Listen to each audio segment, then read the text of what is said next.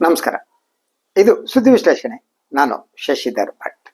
ಇದು ನನ್ನ ಡಿಜಿಟಲ್ ವಾಹಿನಿ ಸುದ್ದಿ ಟಿವಿ. ರಾಜ್ಯದಲ್ಲಿ ಕಾಂಗ್ರೆಸ್ ಸರ್ಕಾರ ಇದೆ, ಆದರೆ ನಾಯಕತ್ವ ಬದಲಾಗಿದೆ. ಸಿದ್ದರಾಮಯ್ಯ ರಾಜೀನಾಮೆ ಕೊಟ್ಟು ನೇಪಥ್ಯಕ್ಕೆ ಸರಿದಿದ್ದಾರೆ. ಅವರ ಸ್ಥಾನದಲ್ಲಿ ಬಂದಿದ್ದಾರೆ ಡಿ.ಕೆ. ಶಿವಕುಮಾರ್. ಈ ಬದಲಾವಣೆ ಕಾಣ್ತಾ ಇದೆಯಾ, ಅಥವಾ ಕೇವಲ ಮುಖ್ಯಮಂತ್ರಿಗಳು ಮಾತ್ರ ಬದಲಾಗಿದ್ದಾರೆ, ಉಳಿದವರು ಹಾಗೆ ಇದ್ದಾರಾ? ಉಳಿದ ವ್ಯವಸ್ಥೆ ಅದೇ ರೀತಿ ಇದೆಯಾ? ಈ ಬಗ್ಗೆ ಒಂದು ನಿಮಿಷ ನಾವು ಆಲೋಚನೆ ಮಾಡೋಣ. ಸಿದ್ದರಾಮಯ್ಯನವರು ಬದಲಾದ ಮೇಲೆ ಅವರ ಸಚಿವ ಸಂಪುಟ ವಿಸರ್ಜನೆ ಆಯಿತು.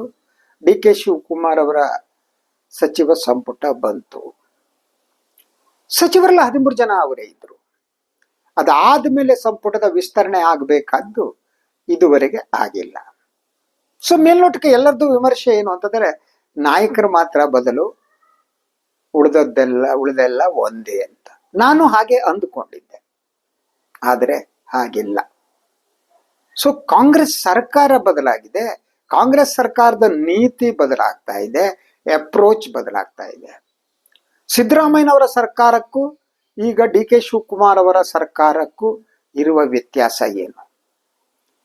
ಮೊದಲನೇದಾಗಿ ನೀವು ಗ್ಯಾರಂಟಿ ಯೋಜನೆಗಳಿಗೆ ಸಂಬಂಧಪಟ್ಟ ಹಾಗೆ ಈಗ ಗ್ಯಾರಂಟಿ ಯೋಜನೆಗಳ ಪುನರ್ ವಿಮರ್ಶೆ ನಡೀತಾ ಇದೆ. ಅದಕ್ಕೆ ಯಾವುದೇ ಹೆಸರು ಕೊಡ್ಲಿ, ಆ ಲಿಸ್ಟ್ ನಲ್ಲಿ ಅವರಿದ್ದಾರೆ, ಇವರಿದ್ದಾರೆ, ಅವರಿಗೆ ಹೋಗ್ತೇವೆ, ಸರಿ ಮಾಡ್ತೀವಿ, ದಟ್ ಶೋಸ್ ಸಿಂಪ್ಲಿ.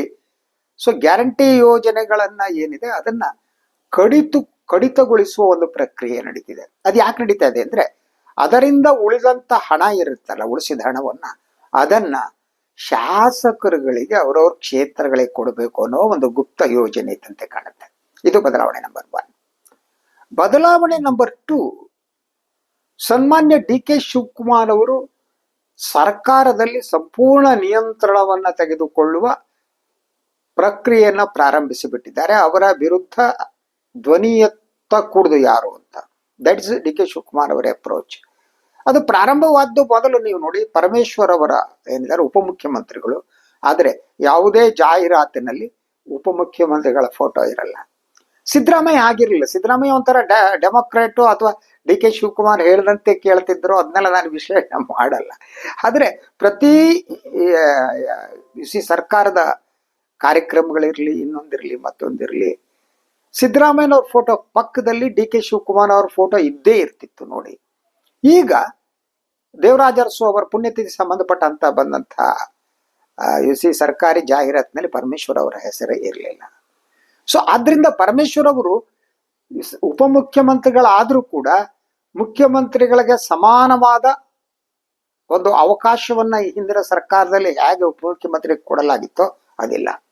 ಒಂದ್ ರೀತಿಯಲ್ಲಿ ಸಿದ್ದರಾಮಯ್ಯ ಗೌರ್ಮೆಂಟ್ ಅನ್ನ ನಿಯಂತ್ರಿಸುತ್ತಿದ್ದವರೇನೆ ಡಿ.ಕೆ. ಶಿವಕುಮಾರ್ ಆಗಿದ್ರು. ಬೆಂಗಳೂರು ಅಭಿವೃದ್ಧಿ ಇಲಾಖೆಗೆ ಸಂಬಂಧಪಟ್ಟಂತೆ ಸಿದ್ದರಾಮಯ್ಯನವರು ಏನೂ ಮಾತನಾಡದಂತೂ ಕಾಣಲ್ಲ, ಏನು ಸೂಚನೆ ಕೊಟ್ಟಂತೆನೂ ಕಾಣ್ತಾ ಇಲ್ಲ. ಅಲ್ಲಿ ಒಂದು ರೀತಿಯಲ್ಲಿ ಬೆಂಗಳೂರು ಅಭಿವೃದ್ಧಿ ವಿಚಾರದಲ್ಲಿ ಡಿ.ಕೆ. ಶಿವಕುಮಾರ್ ಅವ್ರದ್ದು ಏಕಚಕ್ರಾಧಿಪತ್ಯ ಆಗಿತ್ತು. ಆದ್ರೆ ಈಗ ಡಿ.ಕೆ. ಶಿವಕುಮಾರ್ ಬಂದ ತಕ್ಷಣ ಆ ಖಾತೆಯನ್ನ ಕೊಡಬೇಕಾದ್ರೆ ಅದನ್ನ ಕಟ್ ಮಾಡಿ ಹಾಕ್ಬಿಟ್ರು. ಕಟ್ ಮಾಡಿ ಹಾಕಿದ ಮೇಲೆ ಸೊ ಕೃಷ್ಣ ಬೈರೇಗೌಡರು ಸಿಟ್ಟು ಬಂತು, ಡೆಲ್ಲಿಗೆ ಹೋದ್ರು, ಬಂದ್ರು, ಏನು ಮಾಡೋದಕ್ಕಾಗಿಲ್ಲ. ಹೈಕಮಾಂಡ್ ಯೂಶ್ವಲಿ ಎಲ್ಲರೂ ಒಂದ್ ಕಡೆ ಇಂಟರ್ಫಿಯರ್ ಮಾಡ್ಬಿಟ್ಟು ಆ ಕತೆ ನೋ ಅಂದ್ರೆ, ಡಿ.ಕೆ. ಶಿವಕುಮಾರ್ ದಿನ ಕಳೆದಂತೆ ಹೆಚ್ಚು ಪ್ರಬಲರಾಗ್ತಿದ್ದಾರೆ. ಅವರ ಈ ಪ್ರಾಬಲ್ಯ ಸರ್ಕಾರದ ಮೇಲೆ ಯಾವ ಪರಿಣಾಮ ಬೀರುತ್ತೆ, ಪಕ್ಷದ ಮೇಲೆ ಯಾವ ಪ್ರಮಾಣ ಬರುತ್ತೆ, ಡಿಫ್ರೆಂಟ್ ಥಿಂಗ್ ಅದು. ಆದ್ರೆ ಅವರು ತಮ್ಮ ಪ್ರಾಬಲ್ಯವನ್ನ ವೃದ್ಧಿಸಿಕೊಳ್ತಾ ಇದ್ದಾರೆ. ಸೊ ಅದರ ಜೊತೆಗೆ ಸಿದ್ದರಾಮಯ್ಯನವರ ಬೆಂಬಲಿಗರು ಯಾರ್ಯಾರಿದಾರೋ ಅವರು ಎಲ್ಲವನ್ನು ಕಟ್ ಮಾಡುವುದಕ್ಕೆ ಡಿ.ಕೆ. ಶಿವಕುಮಾರ್ ಮುಂದಂತೆ ಕಾಣುತ್ತೆ. ಇದು ಇನ್ನೊಂದು ಮೇಜರ್ ಡೆವಲಪ್ಮೆಂಟ್. ಸೊ ಅದಕ್ಕೆ ಮೊದಲನೇದಾಗಿ ಈಗ ಜಮೀರ್ ಅಹಮದ್ ಖಾನ್ ಅವರನ್ನ ಈಗ ಕಾಂಗ್ರೆಸ್ಸೇ ರಾಜಕೀಯವಾಗಿ ಮುಗಿಸುವುದಕ್ಕೆ ಒಂದು ಷಡ್ಯಂತ್ರವನ್ನ ರೂಪಿಸದಂತೆ ಕಾಣುತ್ತೆ. ಅವರನ್ನ ಮುಗಿಸ್ಬಿಡ್ಬೇಕು ಅಂತ ಈಗ ಒಂದು ರೀತಿಯಲ್ಲಿ ಜಮೀರ್ ಅಹಮದ್ ಖಾನ್ ಕಾಂಗ್ರೆಸ್ನಲ್ಲಿ ಒಬ್ಬಂಟಿಯಾಗಿದ್ದಾರೆ. ಈ ಒಬ್ಬಂಟಿಯಾದ ಮನಸ್ಥಿತಿ ಇದೆಯಲ್ಲ, ಅದು ಕೇವಲ ಜಮೀರ್ ಅಹಮದ್ ಖಾನ್ ಅವರದ್ದು ಅಥವಾ ಇಡೀ ಮುಸ್ಲಿಂ ಸಮುದಾಯ ಈಗ ಅನಾಥ ಪ್ರಜ್ಞೆಯಿಂದ ಅವನ ಅನಾಥ ಪ್ರಜ್ಞೆ ಕಾಡುವಂತೆ ಆಗ್ತಾ ಇದೆಯಾ, ಬಳಲುವಂತೆ ಆಗ್ತಾ ಇದೆಯಾ ಅನ್ನೋ ಪ್ರಶ್ನೆ ಇದೆ. ಸೊ ಇಡೀ ಘಟನೆಯನ್ನ ನೀವು ನೋಡ್ಕೊ ಬನ್ನಿ. ಅದು ಪ್ರಾರಂಭವಾದದ್ದೇ ದಾವಣಗೆರೆ ದಕ್ಷಿಣ ಚುನಾವಣೆಗೆ ಸಂಬಂಧಪಟ್ಟ ಹಾಗೆ. ಟಿಕೆಟ್ ಹಂಚಿಕೆಯ ಸಂದರ್ಭದಲ್ಲಿ ಜಮೀರ್ ಮುಸ್ಲಿಮರ ಪರವಾಗಿದ್ದರು. ಅದು ಒಂದು ರೀತಿಯಲ್ಲಿ U see that Lingayat versus Muslim ಆಗಿ ಪರಿವರ್ತನೆಗೊಂಡಿತ್ತು. ಸಿದ್ದರಾಮಯ್ಯ ಅಲ್ಲಿ ಎಲ್ಲಿದ್ರು ಗೊತ್ತಿಲ್ಲ, ಅವರು ತಮ್ಮ ಆಪ್ತರ ರಕ್ಷಣೆಗೆ ಹೋದ್ರೋ ಇಲ್ವೋ ಅನ್ನುವ ನನಗೆ ಅನುಮಾನ, ನನಗೆ ಅದ್ರ ಬಗ್ಗೆ ಗೊತ್ತಿಲ್ಲ. ಆದ್ರೆ ಡಿ ಕೆ ಶಿವಕುಮಾರ್ ಸಂಪೂರ್ಣವಾಗಿ ಶಾಮನೂರ್ ಕುಟುಂಬದ ರಕ್ಷಣೆಗೆ ಕಂಕಣ ಕಟ್ಟಿ ನಿಂತಿದ್ರು ಅವರು. ಸೊ ಅದಾದ ಮೇಲೆ ಅಲ್ಲಿ ಜಮೀರ್ ಅಹಮದ್ ಖಾನ್ ಆಡಿರಬಹುದಾದ ಕೆಲವು ಮಾತುಗಳೇನಿವೆ, ಅದು ಸುಳ್ಳು ಅಂತ ನಾನು ಹೇಳಲ್ಲ. ನೋವಿನಲ್ಲಿ ಇನ್ನೊಂದಲ್ಲಿ ನನ್ನ ಸಮುದಾಯಕ್ಕೆ ಟಿಕೆಟ್ ಸಿಕ್ಕಿಲ್ಲ ಅಂತ ಆಡಿರ್ತಾರೆ, ಕೊಡ್ಬೇಡ ಹಾಕ್ಬೇಡ ಅಂತ. ಆ ರೀತಿ ಪಕ್ಷ ವಿರೋಧಿ ಚಟುವಟಿಕೆಯನ್ನು ಎಲ್ಲರೂ ಮಾಡಿರ್ತಾರೆ. ಈಗ ನೀವು ನೋಡಿದ್ರೆ ಕಾಂಗ್ರೆಸ್ನಲ್ಲಿ ಸಚಿವರಾದವರು ಏನಿದ್ದಾರೆ ಅಥವಾ ಇಂಪಾರ್ಟೆಂಟ್ ನಾಯಕರು ಏನಿದ್ದಾರೆ, ಅರ್ಧದಕ್ಕಿಂತ ಹೆಚ್ಚು ಜನ ಇಂಥ ಪಕ್ಷ ವಿರೋಧಿ ಚಟುವಟಿಕೆ ಮಾಡ್ಕೊಂಡೇ ಬರೋವು. ಒಂದು ಕ್ಷೇತ್ರ ಅನುಮಾನ ಇಲ್ಲ. ಅದೇನು ಜಮೀರ್ ಅಹಮದ್ ಖಾನ್ ಹೊಸದೇನಲ್ಲ ಅದು. ಆದ್ರೆ ಜಮೀರ್ ಅಹಮದ್ ಖಾನ್ ಅವರನ್ನ ಬಲಿ ಕೊಡುವ ಷಡ್ಯಂತ್ರ ಪ್ರಾರಂಭವಾದಾಗಲೇ ಎಂತ ಪ್ಲಾನ್ ನಡೀತು ಅಂತಂದ್ರೆ, ಜಮೀರ್ ಅಹಮದ್ ಖಾನ್ ಅವರ ವಿರುದ್ಧ ಇಬ್ಬರು ಮುಸ್ಲಿಂ ನಾಯಕರನ್ನ ಮೊದಲನೇ ಬಾರಿ ಎತ್ಕಟ್ಟಲಾಯಿತು. ಇದು ಷಡ್ಯಂತ್ರದ ಭಾಗ. ಸಲೀಂ ಅಹಮದ್ ಮತ್ತು ಸಿ ದಟ್ ಶಿವಾಜಿನಗರದ ಮೇಲೆ ರಿಜ್ವಾನ್ ಅರ್ಷದ್. ಅವರಿಗೆ ಕನಿಷ್ಠ ಜ್ಞಾನ ಇರಲಿಲ್ಲ. ನಮ್ಮ ಸಮುದಾಯದ ಒಬ್ಬ ನಾಯಕನನ್ನ ದುರ್ಬಲಗೊಳಿಸುವ ಮೂಲಕ ಇಡೀ ಸಮುದಾಯ ದುರ್ಬಲಗೊಳ್ಳುತ್ತೆ ಅನ್ನುವ ಕನಿಷ್ಠ ಜ್ಞಾನ ಈ ಇಬ್ಬರು ಇರಲೇ ಇಲ್ಲ. ಅವರಿಗೆ ತಮಗೆ ಅಧಿಕಾರ ಬೇಕು, ಜಮೀರ್ ಹೋದ್ರು ಓಕೆ ಅಂತ ಆ ಮೂಲಕ ಮುಸ್ಲಿಂ ಸಮುದಾಯವನ್ನ ಬಲಿ ಕೊಡುವ ಒಂದು ಕೆಲಸವನ್ನ ಇದೇ ಇಬ್ಬರು ಮುಸ್ಲಿಂ ನಾಯಕರು ಮಾಡುವಂತಾಯ್ತು. ಈಗ ಜಮೀರ್ ಅಹಮದ್ ಖಾನ್ ಅವರನ್ನ ಒಂದು ರೀತಿ ಅನಾಥ ಸ್ಥಿತಿಗೆ ತಂದು ನಿಲ್ಲಿಸಲಾಗಿದೆ. ಅವರು ಸಿದ್ದರಾಮಯ್ಯನವರು ನೋಡಕ್ ಹೋದಾಗ ಸಿದ್ದರಾಮಯ್ಯನವರು ಬೈದರಂತೆ, ನನಗೆ ಅವಮಾನ ಮಾಡಿದೆ ಅಂತ. ಅಲ್ಲ, ಸಿದ್ದರಾಮಯ್ಯನವರೇ ಕಾಂಗ್ರೆಸ್ನಲ್ಲಿ ಪಕ್ಷ ವಿರೋಧಿ ಚಟಿಕೆ ಮಾಡಿದ ಏಕಮೇವ ವ್ಯಕ್ತಿ ಕಾಂಗ್ರೆಸ್ ಹುಟ್ಟಿದ 100 ವರ್ಷಗಳಲ್ಲಿ ಜಮೀರ್ ಅಹಮದ್ ಖಾನ್ ಮಾತ್ರನಾ? ಬೇರೆಯವ್ರು ಯಾರು ಮಾಡೇ ಇಲ್ವಾ? ಅದ್ರ ಜೊತೆಗೆ ಅದು ಪ್ರೂವ್ ಆಗುವವರೆಗೆ ಅದಕ್ಕೊಂದು ಎನ್ಕ್ವೈರಿ ಮಾಡಿ ಅವ್ರು ಮಾಡಿದ್ದಾರೆ ಅಂತಂದ್ರೆ ಬೇರೆ. ಅವ್ರು ಈಗಾಗಲೇ ದೂರು ಕೊಟ್ಟಿದ್ದಾರೆ. ಅದಕ್ಕೂ ಮೊದಲು ನೀವ್ ಯಾಕೆ ಜಮೀರ್ ಅಹಮದ್ ಖಾನ್ ಅವ್ರನ್ನ ಬಲಿ ತೆಗೆದುಕೊಳ್ಳುವುದಕ್ಕೆ ಮುಂದಾದ್ರಿ? ಅಥವಾ ಈ ಷಡ್ಯಂತ್ರ ಏನಿದೆ, ಈ ಷಡ್ಯಂತ್ರವನ್ನ ವಿರೋಧಿಸುವ ಶಕ್ತಿ ಸಿದ್ದರಾಮಯ್ಯನವ್ರಿಗೆ ಇಲ್ವೇ ಇಲ್ವಾಗಿದ್ರೆ? ನಾವೆಲ್ಲ ಸೈದ್ಧಾಂತಿಕವಾಗಿ ಸಿದ್ದರಾಮಯ್ಯನವ್ರನ್ನ ಬೆಂಬಲಿಸುವಂತ, ನನಗೆ ಸೈದ್ಧಾಂತಿಕವಾಗಿ ಅವ್ರು ಇಷ್ಟ ಅಲ್ಲ ಕಾರಣ. ಆದ್ರೆ ಅವರು ತಮ್ಮ ಸುತ್ತ ಇರುವವರನ್ನ, ತಮ್ಮ ಬೆಂಬಲಿಗರನ್ನೇ ಉಳಿಸಿಕೊಳ್ಳಲಾಗದಂಥ ಅಸಹಾಯಕ ಸ್ಥಿತಿಗೆ ಸಿದ್ದರಾಮಯ್ಯನವರು ಹೋದ್ರ? ಇದು ಬಹಳ ಮುಖ್ಯವಾದ ಪ್ರಶ್ನೆ. ಹಾಗಿದ್ರೆ ಸಿದ್ದರಾಮಯ್ಯನವರ ಅಸಹಾಯಕತೆ ಯಾವಾಗ ಪ್ರಾರಂಭ ಆಗಿತ್ತು? ಈ ಬಾರಿ ಏನು 2023ರಲ್ಲಿ ಚುನಾವಣೆ ಗೆದ್ದ ತಕ್ಷಣ 2.5 ವರ್ಷ ಅಂತ ಒಪ್ಪಂದ ಆಯ್ತಾ? ಒಪ್ಪಂದ ಆದಾಗ್ಲೇ ಸಿದ್ದರಾಮಯ್ಯನವರು ಅಸಹಾಯಕರಾಗಿದ್ದಾರ ಅಂತ. ಯಾಕಂದ್ರೆ 2013ರಲ್ಲಿ ಮುಖ್ಯಮಂತ್ರಿ ಆದ ಸಿದ್ದರಾಮಯ್ಯನವರಿಗೂ 2023ರಲ್ಲಿ ಮುಖ್ಯಮಂತ್ರಿ ಆದ ಸಿದ್ದರಾಮಯ್ಯನವರು ಅಜಗಜ ಅಂತರ ಐತೆ.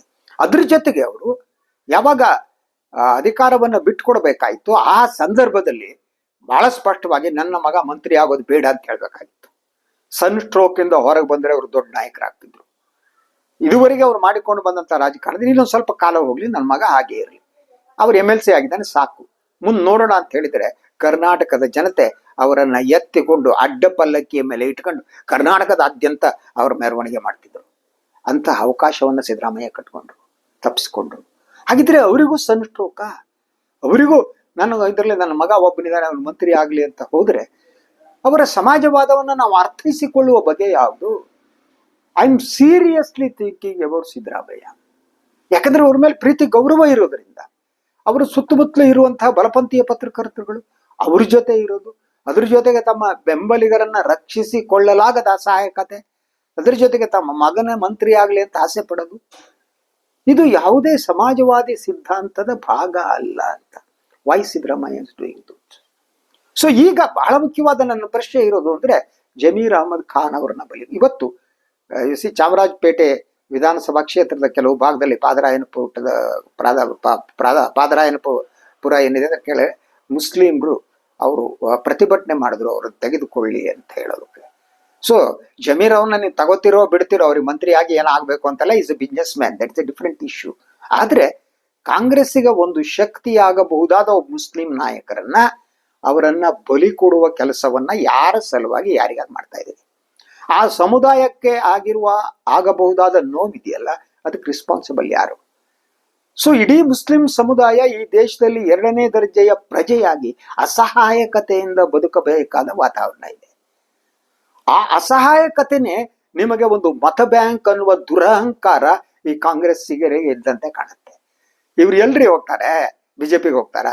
ಇಲೆಕ್ಷನ್ ಕಡೆ ಹೇಳ್ಬಿಡ್ತೀವಿ, ಹೋಗಿ ಬಿಜೆಪಿಗೆ ಹೋಗ್ಬಿಡಿ ಅಂತ ಹೇಳ್ಬಿಟ್ರೆ ಇವರೇ ನಮ್ಮ ಕಡೆ ಇರ್ತಾರೆ, ನಾವು ಬೇಕಾದಾಗ ಅವ್ರನ್ನ ಯೂಸ್ ಮಾಡ್ಕೋಬಹುದು ಅಂತ ಈ ಸ್ಥಿತಿಗೆ ಕಾಂಗ್ರೆಸ್ ಬಂದಂತೆ ಕಾಣುತ್ತೆ. ಸೊ ಅದರಿಂದ ಇದು ಕೇವಲ ಒಬ್ಬ ಜಮೀರ್ ಅಹಮದ್ ಖಾನ್ ಅವರ ದುರಂತ ಅಥವಾ ಅವರ ಬಲಿ ಅಂತನ್ನಲ್ಲ. ಮುಸ್ಲಿಂ ಸಮುದಾಯವನ್ನ ಬಲಿ ಕೊಡುವುದೇನಿದೆ ಅದನ್ನ ಕಾಂಗ್ರೆಸ್ ಪ್ರಾರಂಭಿಸಿದೆ. ಆದ್ರಿಂದ ಇಲ್ಲೊಂದು ಅಲ್ಟರ್ನೇಟಿವ್ ಸಲುವಾಗಿ ಮುಸ್ಲಿಂ ಅಹಿಂದ ಸಮುದಾಯವೇ ಒಂದು ಅಲ್ಟರ್ನೇಟಿವ್ ರಾಜಕೀಯ ವ್ಯವಸ್ಥೆಯಾಗಿ ಹೋರಾಟ ಮಾಡೋ ಕಾಲ ಬಂದಿದೆ. ಅಲ್ಪಸಂಖ್ಯಾತರು, ದಲಿತರು, ಹಿಂದುಳಿದ ವರ್ಗ ಸಮುದಾಯ ಏನಿದೆ ಅವರಿಗೆ ನಾಯಕತ್ವ ಇದ್ದಂತೆ ಕಾಣಲ್ಲ. ಇವರು ಯಾರು ಕೂಡ ಈ ಸಮುದಾಯದ ನಾಯಕರಾಗಿ ಇರ್ತಾರೆ ಅನ್ನುವ ನಂಬಿಕೆ ನನಗೆ slowly I am losing it. ತಮ್ಮ ರಾಜಕೀಯ ಲಾಭಕ್ಕಾಗಿ ಈ ಸಮುದಾಯವನ್ನ ಬಳಸ್ಕೊತಾರೆ ಹೊರತು ಈ ಸಮುದಾಯಗಳನ್ನ ಬಲಿ ಕೊಡುವಾಗ ತಮಗೆ ಸಂಬಂಧ ಇಲ್ಲ ಅನ್ನುವಂತೆ ದೂರ ಇರುವಂತೆ ನನಗೆ ಕಾಣ್ತಾ ಇದೆ. ಅದರಿಂದ ಅಹಿಂದ ಸಮುದಾಯ ಏನಿದೆ ಒಂದು ರಾಜಕೀಯ ಆಂದೋಲನ ಈ ರಾಜ್ಯದಲ್ಲಿ ಪ್ರಾರಂಭ ಆಗಬೇಕಾಗಿದೆ. ಅದರಿಂದ ಅದರ ಜೊತೆಗೆ ಈಗ ಏನು ಒಬ್ಬ ಮುಸ್ಲಿಂ ನಾಯಕರನ್ನ ಬಲಿ ಕೊಡ್ತಾ ಇದ್ರಿ, ಇದರ ವಿರುದ್ಧ ದಲಿತರು ಮತ್ತು ಹಿಂದುಳಿದ ವರ್ಗದವರು ಕೂಡ ಧ್ವನಿ ಎತ್ತಬೇಕು. ಯಾಕಂದ್ರೆ ನೆಕ್ಸ್ಟ್ ಸರ್ದಿ ಅವ್ರದ್ದೇನೆ, ಅನುಮಾನ ಬೇಕಾಗಿಲ್ಲ. ಇವತ್ತಿನ ರಾಜಕಾರಣ ಅಂತ ಸ್ಥಿತಿಗೆ ಬಂತಟ್ಟಿದೆ. ಸೊ ಆದ್ರಿಂದ ಸಿದ್ದರಾಮಯ್ಯ ತಮ್ಮ ರಾಜಕೀಯ ಬದುಕಿನ ಈ ಸಂದರ್ಭದಲ್ಲಿ ಅಟ್ಲೀಸ್ಟ್ ತಮ್ಮ ಜೊತೆಗೆ ನಿಂತವರನ್ನ ರಕ್ಷಣೆ ಮಾಡುವ ಸ್ಥಿತಿಯನ್ನು ಮಾಡಲಿ. ಅವರು ಕೂಡ ಡಿ ಕೆ ಶಿವಕುಮಾರ್ ಧ್ವನಿಯಲ್ಲೋ, ಮಲ್ಲಿಕಾರ್ಜುನ ಧ್ವನಿಯಲ್ಲೋ, ಆ ಸಮರ್ಥ ಅನ್ನುವಂದು ಯಾವುದೋ ಸಣ್ಣ ಮಗು ಕಳಿಸಿದಾರಲ್ಲ ಅವರ ಧ್ವನಿಯಲ್ಲೋ ಮಾತನಾಡೋದು ಪ್ರಾರಂಭ ಮಾಡಿದ್ರೆ ಇದು ಕರ್ನಾಟಕದ ರಾಜಕೀಯದ ಬಹುದೊಡ್ಡ ದುರಂತ. ಸಿದ್ದರಾಮಯ್ಯನವರೇ, ನೀವು ಸಮರ್ಥನ ಧ್ವನಿಯಲ್ಲೋ ಮಲ್ಲಿಕಾರ್ಜುನ ಅವರ ಧ್ವನಿಯಲ್ಲೋ ದಯವಿಟ್ಟು ಮಾತನಾಡಬೇಡಿ. You should try to understand, ತಿಳಿದುಕೊಳ್ಳೋದಕ್ಕೆ ಯತ್ನ ಮಾಡಿ. ಇಡೀ ಮುಸ್ಲಿಂ ಸಮುದಾಯಕ್ಕೆ ಆದ ಗಾಯ ಇದೆಯಲ್ಲ ಅದು ನಿಮಗೆ ಅರ್ಥ ಆಗದಿದ್ರೆ ನೀವು ಹಿಂದುಳಿದ ವರ್ಗಗಳ ಗಾಯವನ್ನು ಕೂಡ ಅರ್ಥ ಮಾಡ್ಕೊಳ್ಳಾರ್ರಿ. ರಾಜಕಾರಣ ಅಧಿಕಾರ ನಿಮ್ಮನ್ನ ಬದಲಿಸ್ತೇನೋ ಅಂತ ಅನುಮಾನ ಪಡೋ ಕಾಲ ಬರುತ್ತೆ. ಆದ್ರಿಂದ ದಯವಿಟ್ಟು ಈ ಜಮೀರ್ ಪ್ರಕರಣ ಕೇವಲ ಇಂಡಿವಿಜುವಲ್ ಪ್ರಕರಣ ಅಂದ್ಕೋಬೇಡಿ. ಇಡೀ ಮುಸ್ಲಿಂ ಸಮುದಾಯ ಒಂದು ಕ್ಷೇತ್ರದಲ್ಲಿ 80,000ಗಿಂತ ಓಟಲ್ಲಿ ಒಂದು ಟಿಕೆಟ್ ಕೊಡ್ರಯ್ಯ ನಮಗೆ ಅಂತಂದ್ರೆ ಅದು ಪಕ್ಷ ವಿರೋಧಿ ಆಗತ್ತೆ ಅಂತಾದ್ರೆ ಈ ಸರ್ಕಾರ, ಇದು ಈಗ ಕಾಂಗ್ರೆಸ್ ಪಕ್ಷ ಉಳಿಯಲ್ಲ. ಇದು ಇವತ್ತಿನ ಸುದ್ದಿ ವಿಶ್ಲೇಷಣೆ. ಇನ್ನೊಂದು ವಿಚಾರದಾಗ ಮತ್ತೆ ಬರ್ತೀನಿ. ನಾನು ಲೈಕ್ ಮಾಡಿ, ಸಬ್ಸ್ಕ್ರೈಬ್ ಮಾಡಿ, ಬೆಲ್ ಐಕಾನ್ ಪ್ರೆಸ್ ಮಾಡೋದಕ್ಕೆ ಮರಿಬೇಡಿ. ಹಾಗೆಯೇ ಸಾಧ್ಯ ಆದ್ರೆ ಸಹಾಯ ಮಾಡಿ. ಸ್ವತಂತ್ರ ಪತ್ರಿಕೋದ್ಯಮವನ್ನು ಉಳಿಸಿ, ನನ್ನನ್ನು ಆಶೀರ್ವದಿಸಿ. ಎಲ್ಲರೂ ನಮಸ್ಕಾರ.